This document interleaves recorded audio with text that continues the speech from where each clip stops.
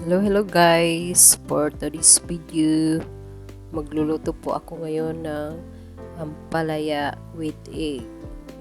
So ito po ang ating mga ingredients: bawang, sibuyas, kamatis. Ihiwain lang natin ang katamtaman ang laki niya. So guys, intro muna tayo.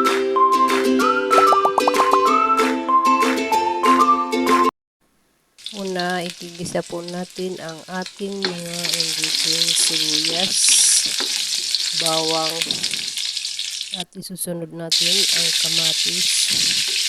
In 5 minutes, ihahalo na natin ang ating gulay na ampalaya. So, i-mix lang natin ng maayos. Ihalo lang natin ng ihalo at saka tatakpan natin at luluto natin muna ng 5 minutes.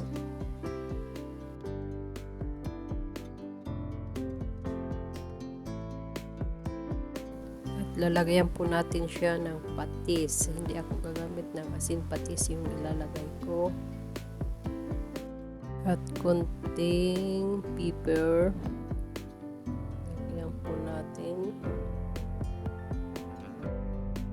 I-mix muna natin ang gulay at saka lagyan na po natin ng oyster sauce.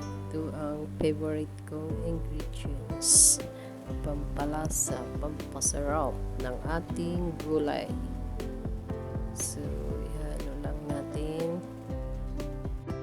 So guys, pahinaan natin ang apoy.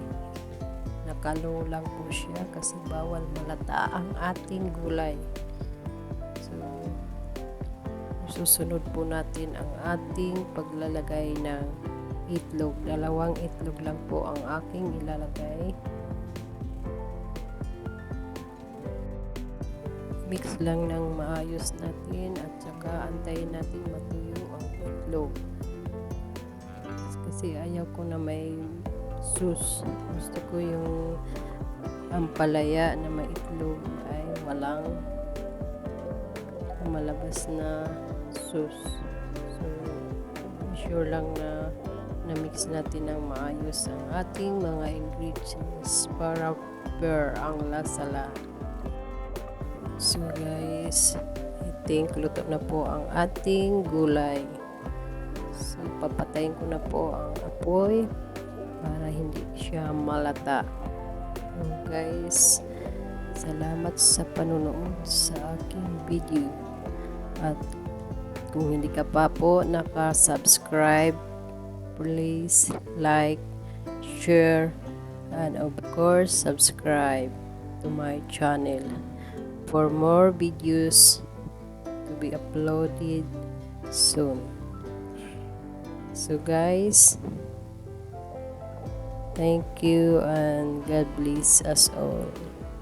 Ito na po ang ating ampalaya with egg. Masarap siya at mabango.